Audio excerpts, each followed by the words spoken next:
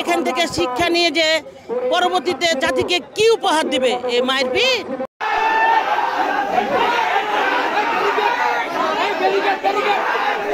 আমরা দাবি করছি সুনির্দিষ্ট বিচার, যারা হামলা করেছে তাদের সুনির্দিষ্ট বিচার, আর এই বিচার যদি না হয় পরবর্তীতে আরো ভয়াবহ আকার ধারণ করবে।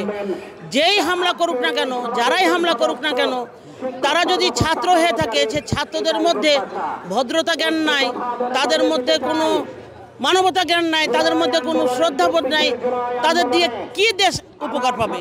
তারা এখান থেকে শিক্ষা নিয়ে যে পরবর্তীতে জাতিকে কি উপহার দিবে এই মায়ের পিঠ। একমাত্র স্মার্ট সিটি বসুন্ধরা, আধুনিকতায় এক ধাপ এগিয়ে।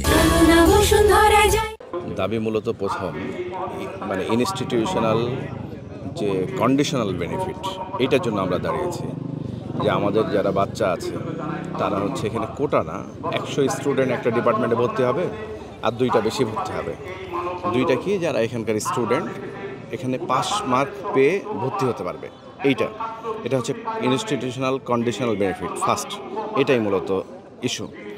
সেকেন্ড বিষয়, এই ইস্যু নিয়ে যখন দাঁড়ালো তখন আমাদের এখানে শিক্ষক, কর্মকর্তা, কর্মচারীদেরকে যেভাবে ন্যাক্কারজনকভাবে হামলা করেছে কিছু স্টুডেন্ট, আমরা এর তীব্র প্রতিবাদে আজকের এই মানববন্ধনে দাঁড়িয়েছি।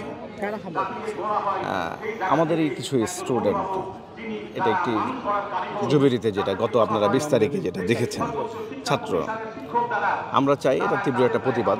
কারণ এখানে একটা ভালো কর্মপরিবেশ যদি না তৈরি হয়, একজন কর্মচারী, কর্মকর্তা বা একজন শিক্ষক তারা যদি নিরাপদ না থাকেন, তাহলে সত্যিকারের অর্থে তাদের সার্ভিস প্রোভাইড করতে পারবে না।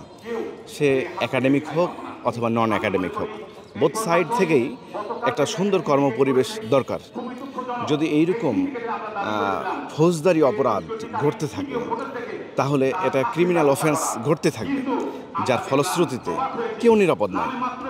এটা অন কাইন্ড অফ মবের ভিতরে চলে যায়, যে আপনার মতের বিরোধ হলেই আপনি তাকে একটা ট্যাগ লাগিয়ে তাকে আপনাকে আক্রমণ করতে পারবেন।